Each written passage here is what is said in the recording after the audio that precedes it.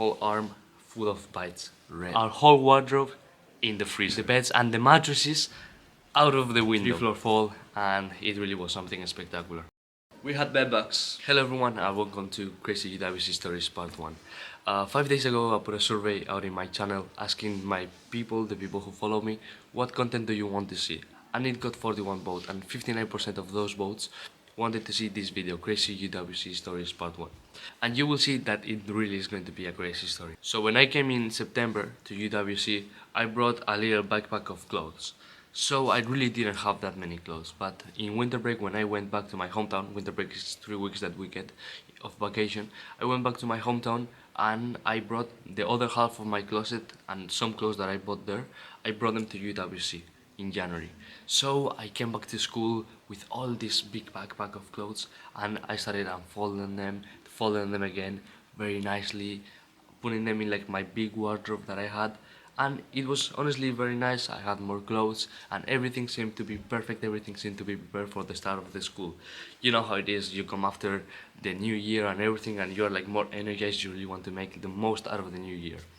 So me and my roommates were really excited for the start of the new year. And that Tuesday, one of my roommates woke up with like a little bite here. So then we thought that that must be a mosquito. But we thought that it's very weird to have a mosquito in the Netherlands at the same time while it was snowing in school. But still, we didn't give it that much importance and we continued with the day. And the next day, the same roommate woke up with the whole arm full of bites, red. And then that's when it started to get worrying. This roommate made some research in the internet and it appeared to be bedbugs, which started to sound honestly very scary because bedbugs, this roommate was essentially my top bunk, so I'm sleeping below him. So then if he has bedbugs, there's no way I don't have. And it is an unsustainable situation to have bedbugs in the room, they're biting you every night. I didn't get any bites, but apparently this roommate got them. And as a room, we told him to go to the nursery to check if there were actually bedbugs. And he went there, and yes, there were bedbugs. But the worst part is not here. Then they came to inspect the room and they found bedbugs in 3 of the beds of the room. Mine was the only one that didn't have bedbugs, which still I don't really believe. And they checked the whole room, they found a lot of bedbugs everywhere, even inside the electric circuits of the room. And this is when it really started to get really complicated. The expert that came told us that the room has to be cleaned and disinfected and everything, which for us seemed to be nice. So okay, there is no problem, we just get out of the room, you come with your machine, you do shh, and then that's it. But it wasn't that it. Essentially, we had to leave the room for 7 days while the room was steamed and disinfected and all of it. So they told us that we have to get our clothes out of the room and then disinfect the room. But that was not it again. Essentially, we had to get all of the clothes out, wash them at 60 degrees or put them in the freezer. And for those who essentially don't know, the clothes, you cannot wash them at 60 degrees at all. Very few clothes you can, which is essentially limited to underwear and socks and all of this. Because for example, this thing that I'm wearing, my pants, is really, I really cannot wash them at 60 degrees because they're going to shrink, they're going to lose color, it's impossible. So what we had to do was to put our whole wardrobe in the freezer. Also the sheets had to be thrown out because there are very high chances that any bedbug could be there or whatever. They told us to throw it out, so we just threw it out. We had nothing. So for 7 days, this was the situation. We had to unpack the whole room as if we were living and leave it as empty as possible. Anything that had a little bit of cloth had to go into the freezer or wash them at 60 degrees. This all happened in the same day. Imagine, in the same day, you are told that you have bedbugs and that you have to leave your room, you have to get everything out, put it in the freezer, watch this at 60 degrees, and you have no place to sleep. There's some kids screaming, so I'm just going to wait until they go. Honestly, I miss being a kid, but I don't remember screaming that much. So just picture a room with all of the luggage in the floor, everything being thrown out quickly, a whole mess, and then we had to sort our biggest problem.